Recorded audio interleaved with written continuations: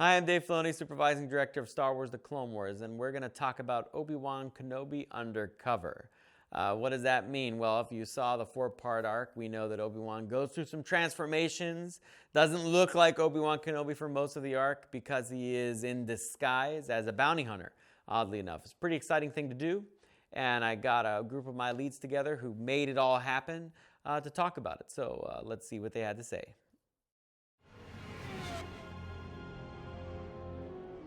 You know, it's a funny thing when you go to shoot a character like Obi-Wan Kenobi. Well, he's going to die. He's not going to die because he's in Revenge of the Sith. But, you know, every now and then, it's hard for people to believe you run into kids that actually don't know that they haven't seen those movies. So for them, this is a really real event.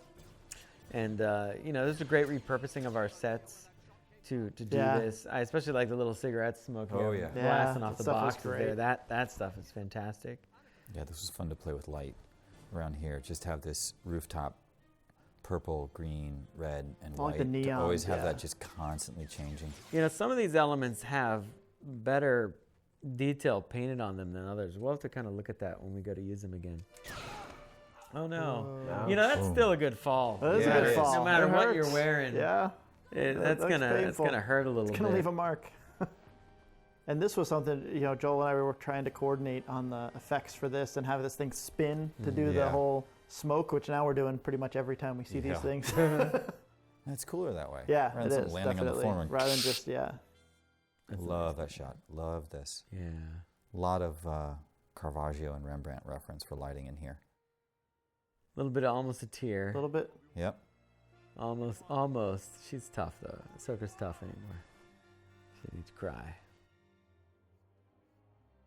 Oh yeah. Oh, this is fun. The shaving. Yeah. The shaving. The shaving of Obi-Wan Kenobi. Yeah. Well, whatever that is, vacuum. We Vacuum. referenced the Floby. The Floby Kenobi.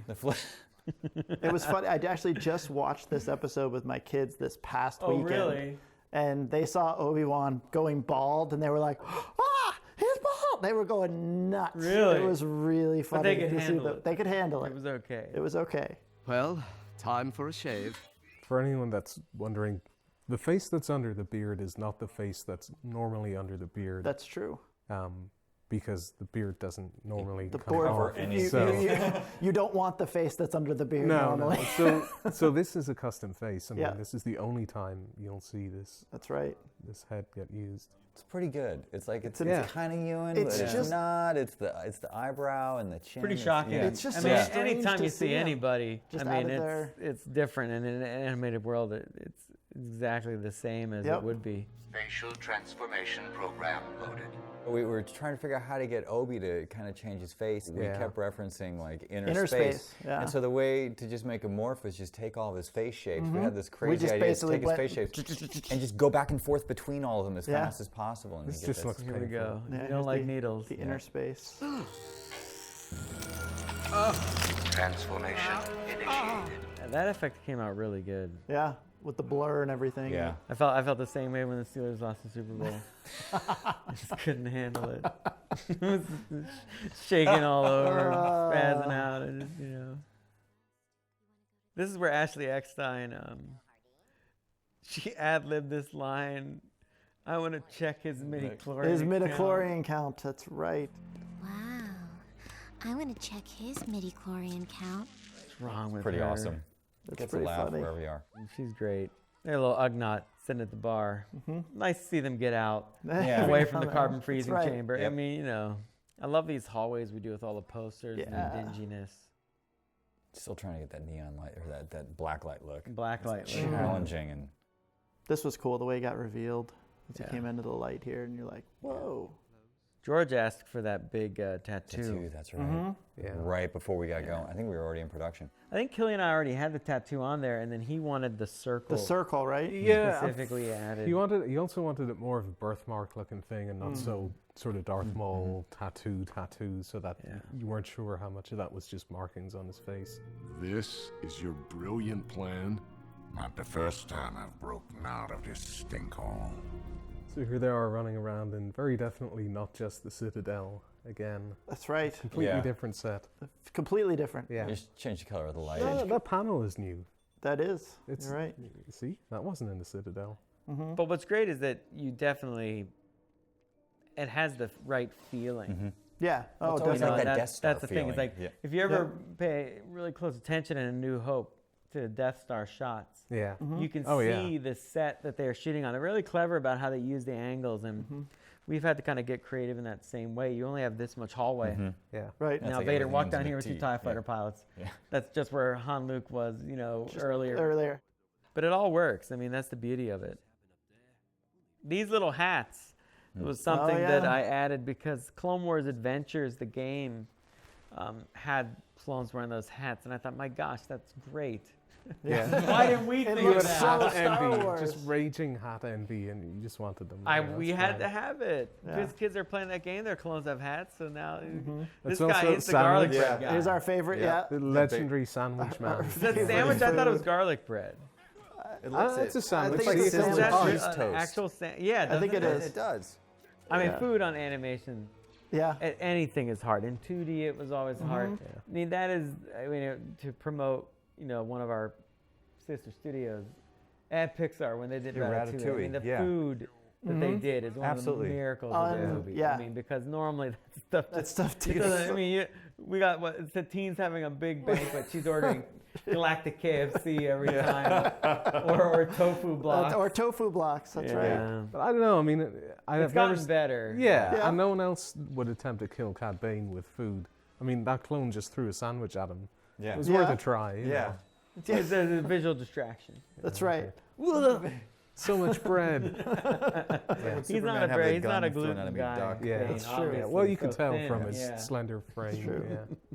This episode with They Go to Now Hutta really was all important. I thought Yeah. Bosco did a great job. Oh yeah.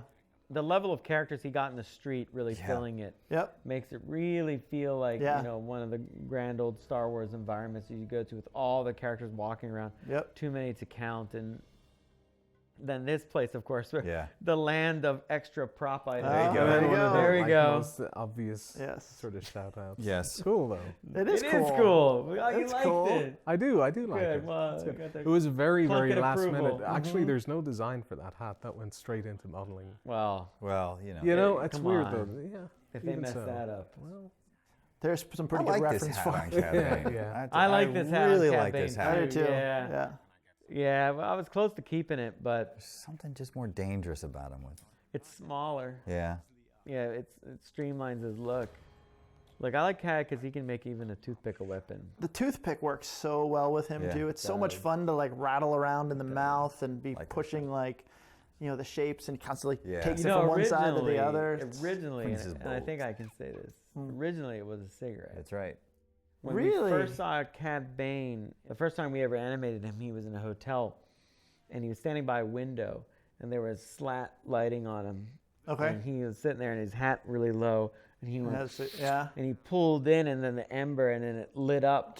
And you could see his eyes light Right. up and everything, and then he put out No. the smoke, It and it was was all. a no. Remember, we did the render, and that went very far, and it looked really cool. But then ultimately, you're doing a commercial, Yeah. Yeah. and you can't. I mean, you just. Yeah. And the toothpick still worked really well, Yeah. because you got to You play could with still it. play with it flicks and it there's away nice and- flicks and stuff and yeah. But it was, that was that's the real old Western. yeah. Obviously, he quit. So good on Good Cad. on him. Yeah. Yeah. I love this environment here again. This is a really good The bar. translators on those The guys. translators on those Awesome. guys were so fun. The fugitives are already gone. Well, that's something I'd been trying to do since Zero the Hutt. Zero the Hutt, I wanted to talk into a rickety old microphone would that be would cool. translate his Hutties into English Right. and spit out English. So when Bosco used the Ithorian for the bartender, I was like, well, this character has dialogue. Mm-hmm. And Ithorians probably can't speak basic. Right? And he's like, well, maybe this one does. I'm like, it probably doesn't. So I drew this really crude thing really quickly, Yeah. and I gave it to Plunkett, and Yeah. Plunkett refined it, and we came up. I think worked it's a well. really neat thing. It was funny though trying to choke that guy. At first we were like, all Yeah, right, so yeah, where's the where grab? do we put what Both do we do? sides. Do we put it on his neck? Well, Do we put it Jedi's on got to be aware of many different anatomies. The Exactly weakest right. link No. in the esophagus, that is his windpipe. And, This fight, this whole crash, this whole thing was a very difficult thing to sell. Yeah. I always remember in the layout, the handout phase, that just the idea that these ships could crash and then fly away again was going to be very difficult. So the way they crashed, how they looked when they crashed, the lay of the land was all going to be important to believing that Moralo Evolve could get it up and running again. Yeah. I like this line. You're lucky we're in a hurry, little lady. You'll have to dance another time. Like the Dutch camera angle right Space here. Yeah, this is nice. So nice. Her pose, everything. It's a nice shot. Really, really She looks nice. so protective over him, which is. See, we get that lightsaber just almost yellow. Yep. Mm-hmm. It's about as yellow a green as you can get. Yeah. So it's still within the rules. This was Brian O'Connell's episode. The box is just phenomenal. Yeah. An asset that was supposed to be simple, it's just a box. Right. It's probably the most challenging, technically for animation and for lighting, to basically be shooting in the same box every single time, shot. but have it be different. Yep. Each level as we keep going up, yeah. Oh, look, he got his hat back. Yeah. See, watch how floppy it's like. I like the idea, though, This that guy's he loves face. his hat is so good. Yeah. Yes. In a few moments, all 11 of you will enter what we call the box. One of the problems with the box when we started discussing it in the writer's room was just lining up all the traps, you know, and Brent Freeman, the writer, had a really big challenge at trying to establish what the purpose of each of these gauntlet pieces was. And the original room with the gas was supposed to be a room that filled up with water, you know, and they were supposed to drown, hence the raising water. So at the point that we were pitching it, we decided to change it to gas because we probably couldn't do water. I think, as it turns out, we probably could have been able to do it with water. I was just thinking now, like, that'd be awesome. Bubbles in there. Yeah, I know, wouldn't that have been cool? Yeah, it would have been really cool. Well, there you go. Would have been cool. But, you know, we had learned by the point we produced this episode how to do water quite well, but the plan was already to have it be gas, so we stuck with gas. And Brian O'Connell, the director, and I had to sit through, and we diagrammed each of the box's traps. And I had all these maps that I made with Brian to kind of explain the rows that came out with the kind of laser lightsaber looking devices, and who should die in what box, and where it should happen, and you know, the kind of rotating with the flames and the one level. And the one that's always hard, and this is kind of the tip off to the audience that Brent Friedman and I discussed, is that the Parwan has to be alive. Well, yeah, because he has to has be to the be- one. yeah, yeah. He has to get the shield. Yep. He's a Parwan. His blood can take the electrolytic syrup. Are you certain? 50-50. So what does that mean? Is it just chance then that the Parwan survives? Or is it manipulation? Sure. And see, that's the tip-off that what we never fully explain, which is unique for us, to leave something esoteric. What we never fully explain is the box has nothing to do with selecting the best bounty hunters for the attack. Dooku already knows which bounty hunters are going to be on this journey. He knows the Parwan's going to make it. The box is just to sift out a Jedi. Right. If a Jedi's in the mix. Because the Jedi won't just want to save his own life, he'll want to save the other bounty hunters. And Obi-Wan displays skills. I don't think he knows it's Obi-Wan Kenobi. And what's interesting is he doesn't share that information with Cad Bane either. Because Bane is surprised when it's Kenobi at the end, when he gets captured finally. So Dooku knows the whole deception is really, this whole bounty hunter thing is just a misdirect. Right. So there you go. Wow. That doesn't, I don't get much better than that. Discuss amongst yourselves. I mean, I actually love the bounty hunters because we got to do so many unique things with them. Like, Drown, we put the little blinky eyes in and stuff that we haven't done with like offset blinks and things, and all the different characters sort of got that little moment where they got a chance to shine, which I thought was really cool. That's really fun death as well. Yeah. Not just fall over and die, but like twitch as you go down. Lots of little twitches and things. Well, we've killed so many people. We've gotten really good at that. I mean, not every animated TV show can claim that. That's No, that's the very dark room true. I think was awesome in that way. Yeah. Is there an official body count? Do we know exactly thinking we how should many start people have that. died I don't know. since season 1? You have to get into, is it a named character That's and true. an unnamed character. No, I think we just go with it, like everyone that's died on But screen. clones? How would Everyone. Everyone. Like Entertainment Weekly has something like that in the summer where they do like the summer body count for all the summer movies and things. Really? Yeah, that's pretty fun. I don't think like an exploding ship counts because you don't know. But if you see them go down on screen, then We should make it a contest because I bet you people are counting. What, it's like that. It's like Like right there, the they got jar filled with jelly beans. How many jelly beans? How many How clones are many in this? deaths have been in? Which season has the highest death count? I bet you there's a fan out there. I bet you there's somebody out there that's counted. There's got to be. There's got to be a blog. That'd be pretty funny. really? That'd be hard. Really? Because that would surprise you? Okay, nothing Based really on all the at other this blogs. point. It would, but I don't know. This picture-in-picture thing was actually also a really interesting thing for us where, you know, we had to do so many just takes of Dooku, then you guys had to put it into all these different monitors and things. And Well, we were constantly, what's funny is you don't notice when you watch it, we're constantly changing the perspective of him to fit. And it was Woonchi, this one of the artists that did this, that came up with that, the way it draws on, which was really, really cool. Really nice, yeah, for sure. Yeah. Really awesome. Congratulations on surviving the box. Tomorrow you will kidnap Chancellor Palpatine at the festival on Naboo. The shadow hologram was the concept that we always went back and forth on. I mean, it's one of those things that actually comes out of necessity because we can't create unique disguises for every character. Right. So what we were left with, you know, because it wasn't necessarily written this way, we had to concoct a device that would kind of approximate the disguises that you'd see in a normal, you know, Ocean's 11 kind of plot or whatnot. And the guard here seemed the most likely candidate, and then we invented the shadow hologram matrix and worked it in. That Sinrich created it, and you know, that it's one of those things that you hope sells. I mean, it makes sense with holographic technology that, you know, some people have figured out how to use it in more and more devious ways.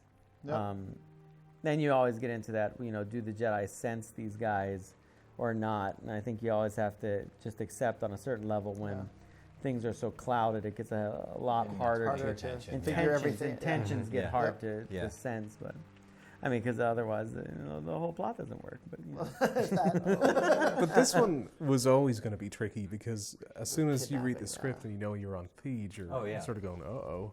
Yeah. You know, because originally everything happened in that huge boulevard that's in Ep 1, and there was just no way that was going to happen. So, well, let alone to fill it, you know, with characters, which is why we put it on the backside, is everybody's on these little hovering platforms. The Gungans were a late addition to the party. I don't know if you That's remember right. that. I do remember that. I was watching this episode and about to lock it, and I realized that there hadn't been any Gungans invited to this Festival of Light. And I was like, are you kidding me? Like, that's really rude. Yep. You know, so... we did those like 2 insert shots. We did some late editions with some Gungans watching the whole thing. Yep. Which is appropriate, I think. Yeah.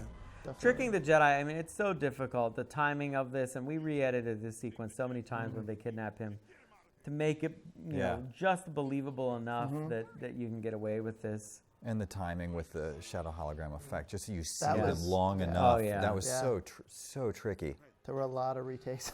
Yeah, because I mean, it's confusing right from the get-go. So you're like, doing everything we can to keep it together. For all this Naboo stuff, this is when we went into color correct. We grabbed high-res stills. We grabbed all the actual color corrected renders from the features and matched color for color all of Naboo. Yeah, I mean, it's another set here that we really, you know, had to just throw together to try and make all these locations. So we're using that hardware plant there was actually inside the Zygerian base. Yeah, it's Kadavo. Yeah, it's the Kadavo, and we put it outside so it looks like some type of distillery. Yep.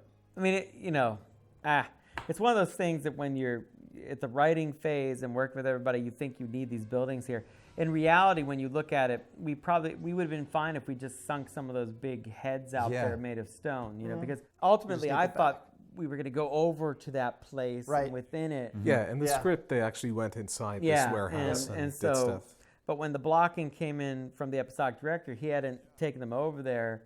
I was like, well, we're supposed to go over there, but now we're gonna work with this, and that's kind of the challenges. I hope this was all worth it. We saved the Chancellor. That's the important thing. And ultimately, what we realize is that the whole thing is a fake out on the Jedi. That Dooku has conspired with Sidious to set up this whole bounty hunter plot to make the Jedi believe that they have once again saved the day. And it's all an effort to get Anakin isolated. So what I really liked about this story that, as George handed it out, was we tell this story that's really about Anakin and Palpatine trying to tempt him to the dark side. And we tell it more from Obi-Wan's point of view. And you see this whole other tale that's going on. And we check in with Palpatine and Anakin every now and then until finally it's really about them and their struggle. Right. And we see that this is a point that Anakin really wasn't ready to become the Sith apprentice. He wasn't strong enough. I think there's a possibility that Dooku would have killed him here. And that's always another thing that's been discussed. I mean, Palpatine isn't protecting Anakin ever. He's trying to see how powerful is he.